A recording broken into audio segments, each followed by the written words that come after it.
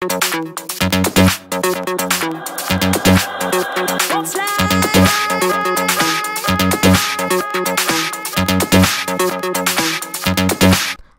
తగ్గించుకోవడానికి మార్గాలు.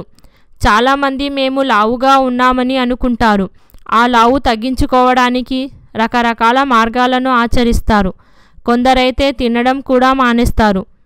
తినడం మానేసి ఉన్న అన్ని రోజులు లావు తగ్గుతారు అని మరలా తినగానే దానికి డబల్గా అయిపోతారు.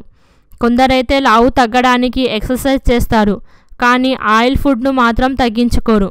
కానీ మేము ఎక్సర్సైజ్ చేస్తున్నాము అయినా ఒళ్ళు తగ్గడం లేదు అని మాత్రం అనేస్తారు.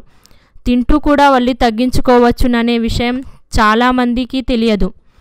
క్రింది చెప్పిన విధంగా చేస్తే ఇది వరకు మిమ్మల్ని చూసిన వారు అబ్బా ఎంత నాజుగ్గా ఉన్నావో అనడం ఖాయం.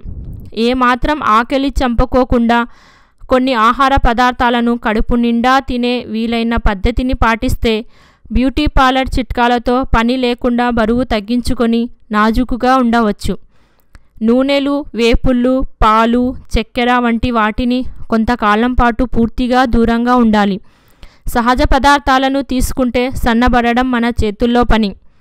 కేవలం పండ్లు, కూరగాయలు, ఆకుకూరలు, సూప్, రోజువారీ పచ్చళ్ళు, రాగి జావా, జొన్న రొట్టె, మజ్జిగ లాంటి పదార్థాలతో కడుపు నిండా తిని వీలైన 7 దశల ఆహార పద్ధతిని కొనసాగిస్తే నాజూకుతనం మీ సొంతమైనట్లే.